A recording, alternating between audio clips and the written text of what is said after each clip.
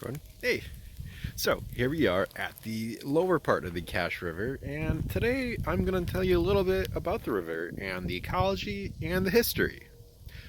So let me start off by talking about my favorite part of the river and why I decided to come here in the first place. It would be because of this tree right over here. That is the state champion bald cypress tree. Is between 1,000 and 1,500 years old, and it is the oldest tree in Illinois. Bald cypress trees are in a family called Cupraceae. Cuprous being Latin for copper. They're in the copper family, or the redwood family. The bald cypress are really closely related to redwood trees, along with other junipers and red cypress as well. Other trees that are known for being really, really old. So the compound that makes the red color in this family of trees is called tannins. Tannins they help the tree become more resistant to fungus and rot and stuff. Yeah, so tannins are found in a lot of oak species as well, and they give the dryness to red wine and whiskey because they're aged in oak barrels, and that gets infused into the spirits to give them that dry taste. Oftentimes, the tannins can actually leach into the river and cause it to turn a reddish color. Just super cool. Another color that the river can turn is green, caused by lots of the photosynthetic microbes living in the water that are the base of the river's food chain, actually. Trees in this family, the redwood family, are a really, really old lineage of trees. The family goes back about 200 million years ago, back when the supercontinent of Pangea was just starting to break up. And as far as plants with these knees go, there were about 55 million years ago in Antarctica. They found trees that were actually had knees with them all the way in Antarctica back when the global temperature was about 8 degrees Celsius warmer than it is today. These shrubs you see right here are called a buttonbush, and they are an excellent source of food for many species. The flowers are beautiful flowers that provide lots of nectar for bees and hummingbirds and other pollinators. And then once the seeds ripen in the fall, they're excellent food for lots of ducks and geese and other waterfowl, along with great nesting sites for wood ducks. Another shrubby plant that you'll see grown in the water is this right here. This is called rose mallow or swamp hibiscus. It is an Illinois native hibiscus, and the fibers were used by the native people here to make ropes, and then the ropes could be turned into nets for fishing. These plants have super, super strong fibers, and they're actually in the same family as another plant you'll know for its strong fibers, the cotton family. They're both in the family Malvaceae. So, other than the plants, the wildlife at the cache really makes it special. There are lots and lots of bird species. As I'm looking around, I see red-bellied woodpeckers, pileated woodpeckers, blue jays, Carolina wrens, great blue herons, all kinds of cool stuff. And the cache is a really important stopping point for migratory birds. It is right along the Mississippi Flyway, where many, many birds fly up north or down south during migration periods. And it's a great spot for waterfowl because there's all kinds of water for them to stop by and rest in. Several mammal species also call the cache home. One of my favorites, the beaver, their dams help provide maintenance for Heron Pond. Also, there's lots of fun ones like otters and mink, along with the now rare but formerly abundant swamp rabbit. Also, if you're into herping or looking for reptiles, the cache is definitely a place to visit. There are multiple species of turtles, including snapping turtles, alligator snapping turtles, painted turtles, box turtles, and numerous kinds of snakes, along including the venomous cottonmouth and copperhead, along with several lizard species like the blue line skink and the eastern fence lizard. So now that I talked a little bit about the wildlife and ecology, I want to talk about the history of the cache because it's a very long and dynamic history. Um, the cache started off really as the Ohio River basin. The Ohio River used to run through here until about 14,000 years ago. As the Illinois glacier was melting, the meltwaters pushed the changed the course of the Ohio River down to around where it is today, but it left this emptiness there that the cache came to fill in, since there was still water and water needed somewhere to go, and so it formed the cache. Over the last several thousand years, many native peoples have lived in there we now know as the cache. Uh, we don't really know what they call themselves, so we call them, the earlier ones, the woodland peoples, and the later ones, the Mississippians. The first Europeans to arrive in the cache, I guess this area, were De Soto from Spain. And he brought, along with his crew, he brought along a lot of diseases, like the common cold, and which wiped out a lot of the native people here, which wasn't too great. But then,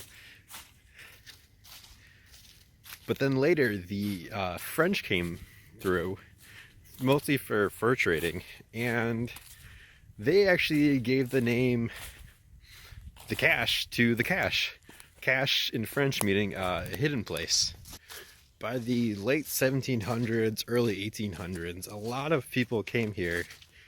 Were true pioneers. They really enjoyed living off the land and loved the forest. They decided to come down here to southern Illinois because they saw that there were no trees up north and deemed that they couldn't grow any. You couldn't farm up there, which now we know is far from the truth. But yeah, they decided to call this place home. And one of the first things they did to make this place easier to live was they cut down a lot of trees. To build things with, and just to clear land to farm with. So once those first Americans got here and they started to form towns and communities, around 1870, and for about the next 100 years, the logging business really took off down here. It started off, there were so many huge hardwood trees in the area, and to them it kind of seemed like a infinite resource, these vast forests that they could use for their income, and so they could make money and not just have the sustenance lifestyle.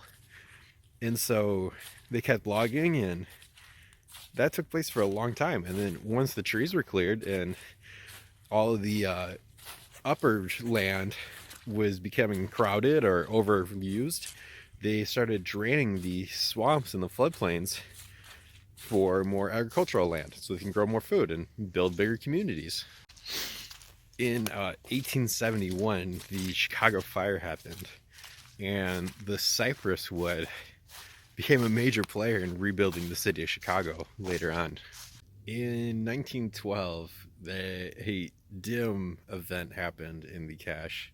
The Post Creek Cutoff started construction, which was a canal built from the upper cache to the Ohio River. The cache traditionally flowed into the Mississippi River, but was cut in half by the Post Creek Cutoff. Why this was bad? Because the straight canal sped up the water in the upper cache, which led to a lot of erosion, and it drained a lot of the water that was critical for a lot of the habitat for the trees especially, but also the animals and birds and fish. um, but it also for the lower half, it stopped the water supply. There was a lot less water coming in, so the lower cache slowed down a lot, which caused a lot of sediment to build up, which kind of covered up a lot of the swampy areas, which was the habitat that's known for here. The cutoff drained a lot of things like this slough right here, slough, Slough, which just means the water moves really slow. I think during the construction, I don't think anybody could have imagined the repercussions of creating that cutoff. It did so much terrible damage, in mostly irreversible damage to this area. Um, it was seen as a good thing, thinking uh, better ways to get around. It's hard to navigate this area, um, but they didn't realize how much good the what this area does. All the wildlife and the birds, animals, food, all these other resources that come from the cache that they just took for granted. By the 19 by the time the 1940s came around, uh, towns in here were southern Illinois were pretty well developed, and the logging industry was pretty going strong. And that's about the time when tractors came around, so farm fields could get much, much bigger. So they needed more land. They could farm more land, so much more trees were cut down. You see a lot of the loss happen in just that little time because people needed more of a living, and these industries were already going. Luckily, by the 1970s, people started to notice that the cache really, really needed some help, and people stepped up and started taking care of it and forming organizations that helped buy some land to permanently protect it and start managing the resources and what can be harvested from the cache. So now the cache is just a fraction of what it used to be, but it's still one of the most amazing and beautiful habitats around.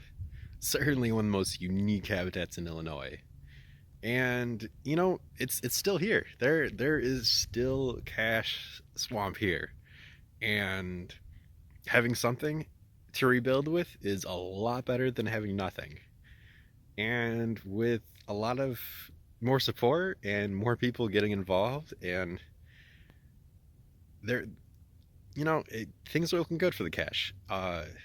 There's still a lot of work to be done, but if things go right, the cache has a really hopeful future.